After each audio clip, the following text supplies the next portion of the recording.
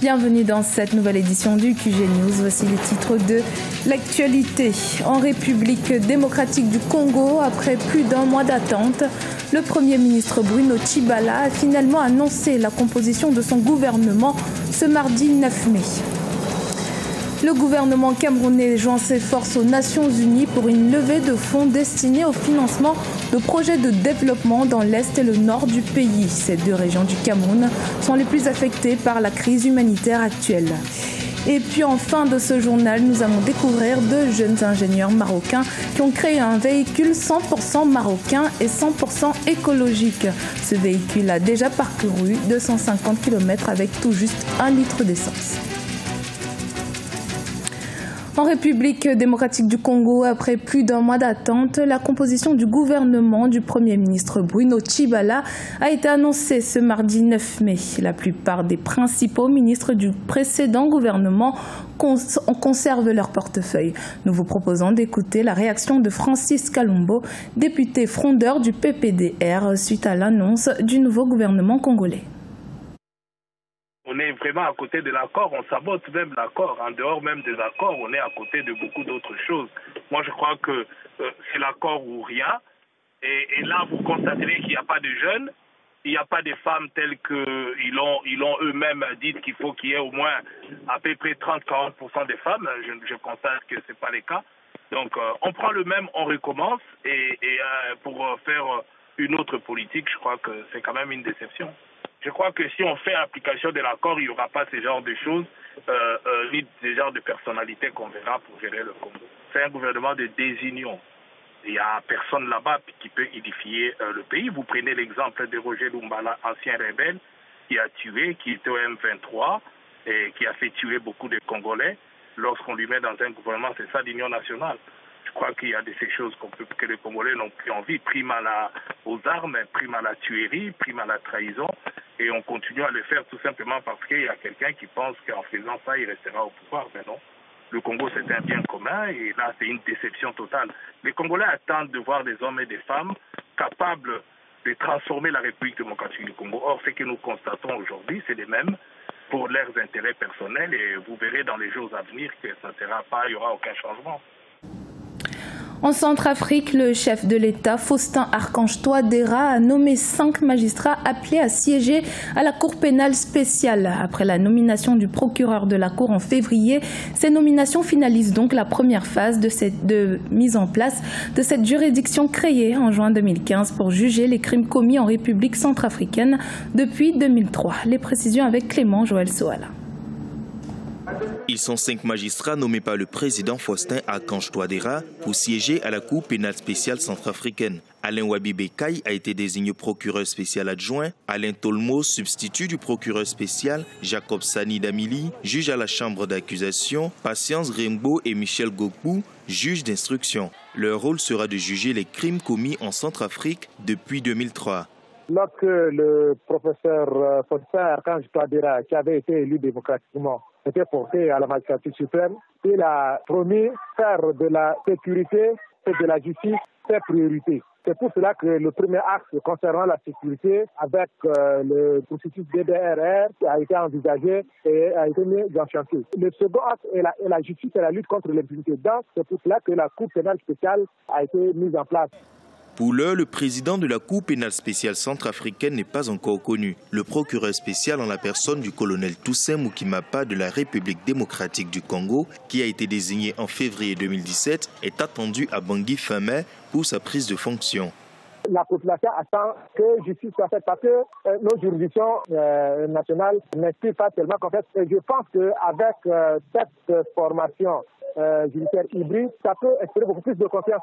Et ce que la population attend, c'est que les bourreaux soient déférés devant la justice pour répondre de leurs crimes. En rappel, les membres de la Cour pénale spéciale centrafricaine sont choisis par un comité de sélection qui traite les dossiers des magistrats postulants. Ceux retenus sont ensuite soumis au chef de l'État qui nomme les membres de la dite Cour par décret. Dans un contexte de crise humanitaire à l'Est et dans le nord du pays, le gouvernement camerounais, en collaboration avec l'Organisation des Nations Unies, a réuni ses partenaires et donateurs ce lundi 8 mai 2017. Objectif, lever 600 millions de dollars destinés au développement pour les 2 prochaines années. Les précisions avec Birama Saonera. Le Cameroun et l'Organisation des Nations Unies ont lancé lundi 8 mai 2017 à Yaoundé une levée de fonds. De l'ordre de 434 millions de dollars, ces fonds sont destinés à la prise en charge des réfugiés des régions septentrionales et de l'Est.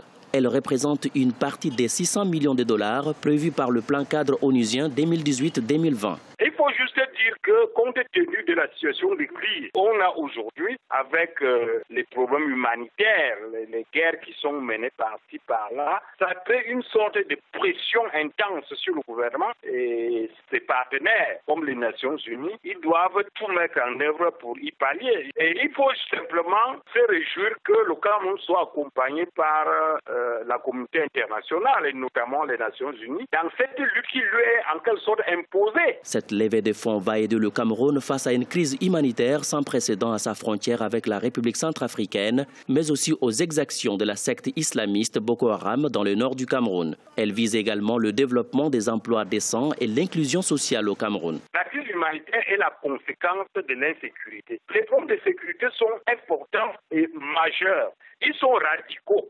C'est des cas d'extrême urgence. Et donc, lorsque le Cameroun se retrouve confronté du fait des instituts qui viennent chez les voisins, il ne peut que se préparer à offrir des réponses adaptées. C'est des choses qui s'imposent au Cameroun. Confronté depuis 2014 dans l'extrême nord à la menace terroriste de la secte islamiste Boko Haram, le Cameroun abrite plus de 550 000 réfugiés provenant principalement de la Centrafrique et du Nigeria. On dénombre également plus de 200 000 déplacés internes. Dans l'actualité également, en Côte d'Ivoire, le litre de l'essence super passe de 570 à 593 francs CFA, soit une hausse de 23 francs CFA. Le prix du litre du gasoil, cependant, est resté inchangé à 570 francs CFA. Ce réajustement du prix de l'essence super intervient après un regain des cours du baril de pétrole sur le marché international. Au Maroc, de jeunes étudiants en école d'ingénierie ont créé un véhicule écologique. Avec ce prototype, ils comptent participer au concours international du marathon des voitures propres qui aura lieu à Londres, la capitale anglaise, du 25 au 28 mai 2017. Marcel Farba-Maroun. De jeunes étudiants marocains en 2e année de génie mécanique et industrie ont mis sur pied une voiture écologique. D'à peine 2 mètres de long, ce véhicule a déjà parcouru 250 km avec tout juste 1 litre d'essence. Avec cette voiture, ces étudiants comptent participer au prochain marathon des voitures propres qui se tiendra à Londres, la capitale anglaise. C'est un projet bien sûr qui s'inscrit dans la perspective de l'environnement, dans le respect de l'environnement, dans le défi écologique vers lequel le Maroc se projette.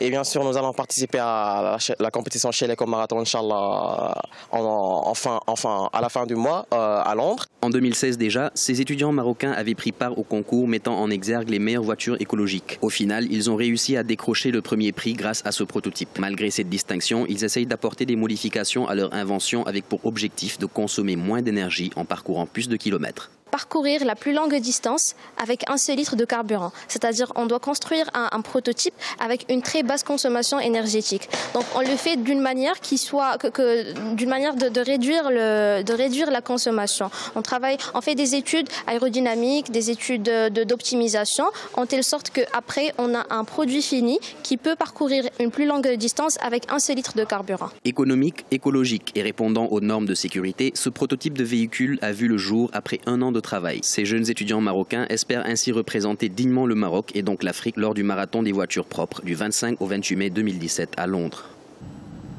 Ce journal a été réalisé par l'ensemble de la rédaction. Merci de l'avoir suivi. Dans un instant, une nouvelle édition de l'actualité sur Africa 24.